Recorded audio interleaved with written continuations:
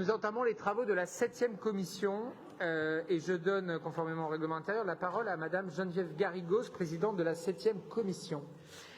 Monsieur le maire, mes chers collègues, bonjour. La 7e commission s'est réunie le mardi 29 juin dernier où 54 délibérations et 4 vœux ont été présentés.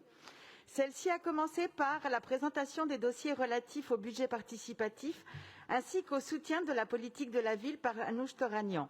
Cela a été l'occasion d'évoquer le travail en cours autour de la constitution de l'Assemblée citoyenne qui verra le jour en septembre 2021 en lien avec la FIDE. Au cours de nos échanges, il est apparu nécessaire d'approfondir le travail en 7e commission sur la thématique de la participation citoyenne. Nous répondrons favorablement à cette demande et une audition spécifique avec des experts extérieurs sera organisée à l'automne dans le cadre de la commission.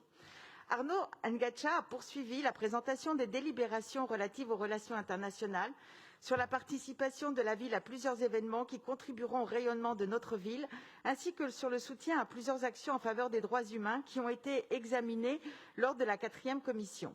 À ce titre, je tiens à souligner l'initiative de Paris pour les forêts d'Afrique et la préservation de la biodiversité qui, en partenariat avec le monde, réunira des acteurs clés, des élus locaux, des organisations internationales et du monde associatif, avec pour objectif la sensibilisation et la prise d'engagement formel pour la protection de la biodiversité autour de la région du bassin du Congo, cet autre poumon de notre planète si souvent oublié, et auquel Madame Rose Christiane Osuka Raponda, première ministre gabonaise, participera.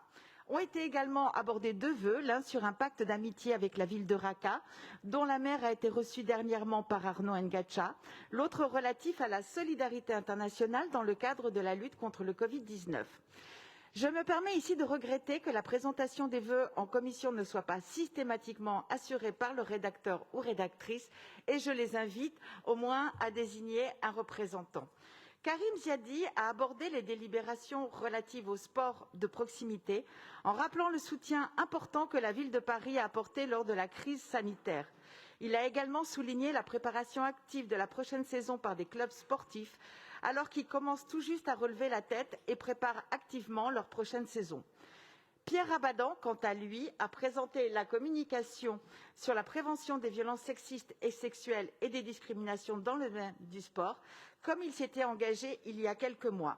Ce travail important est mené avec plusieurs adjoints et adjointes de l'exécutif, marque concrètement la volonté et les actions menées en la matière par la ville et certaines délibérations présentées aujourd'hui sur la pleine mise en œuvre de ces orientations. Nous y reviendrons largement lors de nos débats. Les délibérations relatives au sport, aux Jeux olympiques et paralympiques ont pu faire l'objet de plusieurs échanges.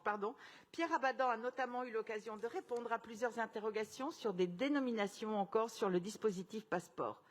Un vœu autour du sport a également été présenté. Concernant nos travaux avec nos collègues de la 4e commission, qui sont toujours en cours pour traduire les auditions menées sur le sport santé ces derniers mois.